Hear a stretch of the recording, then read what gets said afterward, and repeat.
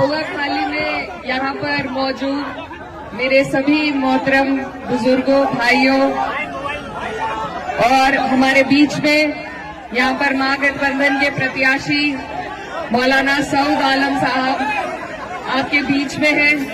मैं बहुत दूर से आपके बीच में आई हूँ, आपकी बहन हूँ, आपकी बेटी हूँ, और सिर्फ इसलिए कि आज पूरे देश की नजर अगर कहीं है तो आप लोगों के ऊपर है कि बिहार की ये अजीम जनता हमें रास्ता दिखाएगी कि इस देश को किस दिशा में चलना चाहिए, नफरत के दिशा में, बेरोजगारी और गरीबी के दिशा में, या एक उम्मीद के दिशा में। तो आज हम सब आपके बीच में महागठबंधन के रूप में एक ऐसा गठबंधन लेके आए हैं जहां सभी का मान सम्मान, सभी की इज्जत होगी, जहां आपकी तरक्की के लिए, आपकी आने वाली नस्लों की तरक्की के लिए काम किया जाएगा।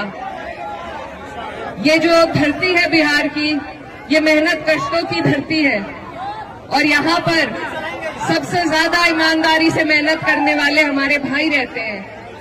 लेकिन अफसोस की बात है कि आप लोगों को रोजगार के लिए अलग अलग सूबों में जाना पड़ता है, अलग अलग राज्यों में जाना पड़ता है।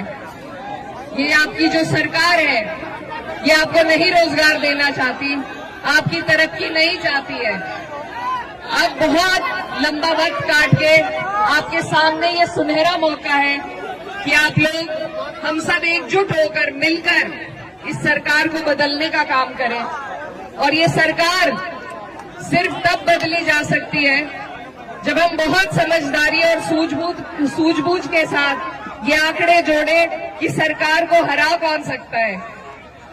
ये गठबंधन इसीलिए आपके लिए बना है कि सब आप और हमारे जैसी सोच रखने वाले, तरक्की की, भाईचारे की सोच रखने वाले लोग एकजुट होकर इस नापाक सरकार को बदलने का काम करें।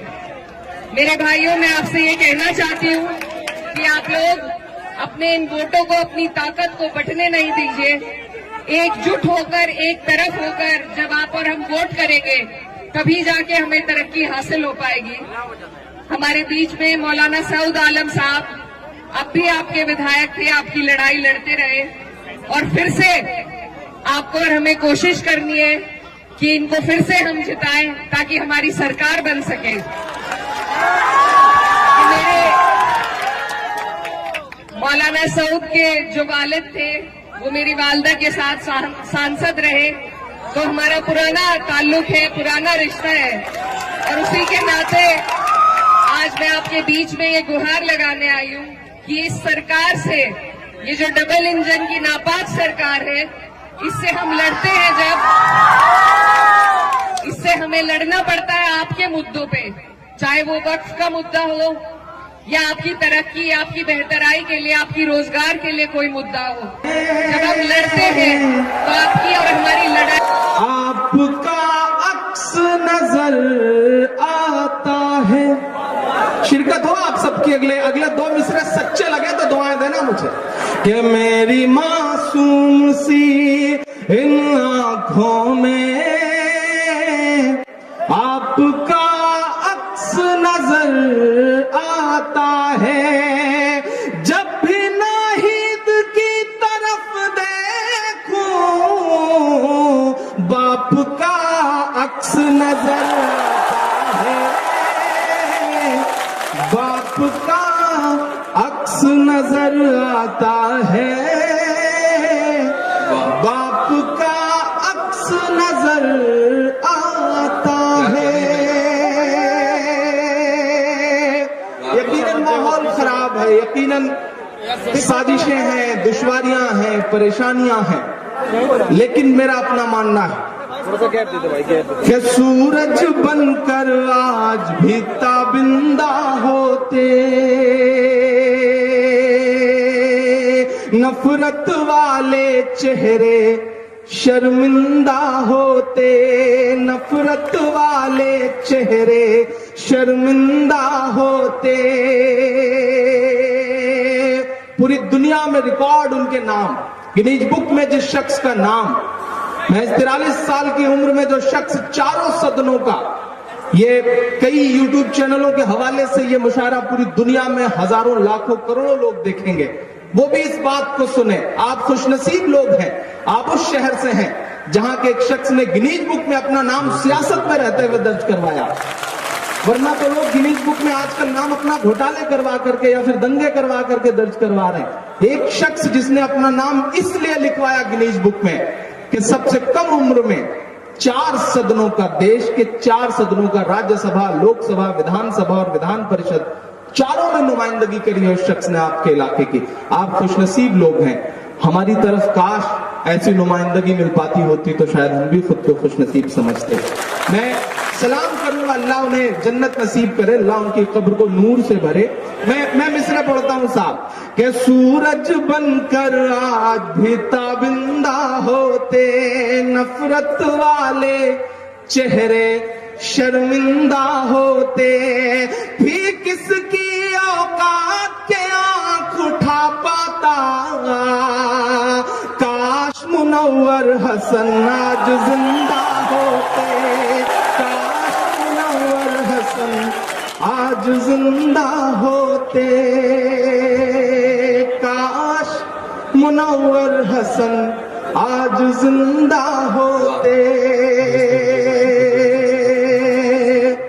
लेकिन सलाम है नाहिद भाई को जिंदाबाद। इस बीच इन दिनों से पिछले दिनों के तमाम ऐसे वाकयात हैं कि जिन्हें जब भी अखबारों में पढ़ा लगा कि एक 28-29 साल के नौजवान खून में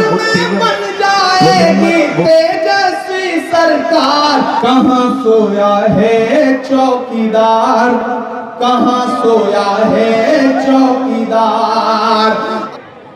आपको 4 बार मौका मिलता रहा मेरे बुजुर्ग, और यहाँ की आवाम ने आप पे भरोसा जताया, आपने खिदमत भी की, लेकिन सबका एक वक्त होता है, पीढ़ी में बदलाव होता है। कभी वालिदैन के हाथ में घर की कमान होती है तो एक दिन ऐसा भी आता है कि जब बेटा बड़ा हो जाता है तो कमान उसके हाथ में चली जाती है।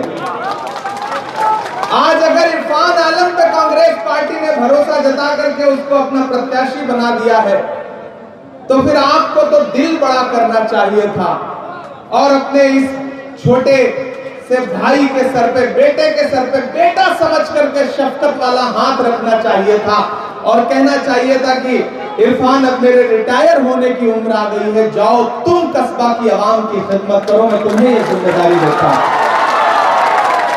होना तो ये चाहिए था, लेकिन मुझे पता चला कि हमारे बुजुर्ग लोग नाराज हैं। हम बुजुर्गों की नाराजगी की बड़ी कद्र करते हैं, अल्लाह करे वो मान जाएं, नाराज ना रहें। मैं तो उनसे भी कहता हूं, मैं अपने आफाक चचा से भी कहता हूं कि आप तो जब भी हमारे पास आए हमने मोहब्बत से आपको मिठाई खिलाई, पानी पिलाया, गले लगाया, और जब आपके मिनिस्टर बनने का वक्त था तो आपको याद होगा कि उस वक्त हमसे जो बन पड़ा, आप जब AICC के ऑफिस में, मेरे माइनॉरिटी डिपार्टमेंट के ऑफिस में आए थे तो हमने उस वक्त भी आपकी जो बन पड़ी वो मदद की। और जब मेरे पास इरफान भी आए तो हमने इनको भी चाय पिलाया, मिठाई खिलाई, पानी पिलाया और इनसे कहा कि जाइए, अगर कांग्रेस पार्टी आप पे भरोसा जताएगी, आपको कैंडिडेट बनाएगी तो सबसे पहला आदमी इमरान प्रतापगढ़ी होगा जो आपके लिए आकर के आराम से वोट की अपील करेगा। साथियों, न हम सफर न किसी हम नशी से निकलेगा, न हम सफर न किसी हम नशी से निकलेगा, हमारे पांव का कांटा हम ही से निकलेगा। वतन की रेत मुझे एड़ियां रगड़ने दे, मुझे यकीन है पानी यहीं से निकलेगा। एक नौजवान आदमी जो आपकी खिदमत करता है, एक आदमी जो न दिन देखता है न रात देखता है, जब भी आप उसे आवाज देते हैं वो आपकी खिदमत के लिए खड़ा हो जाता है, जो आप जैसा दिखता है, आपके भाई की तरह है, आपके बेटे की तरह है, आपके परिवार की तरह है। अगर आज उसको मौका मिला है तो फिर इतनी बेचैनी लोगों में क्यों है?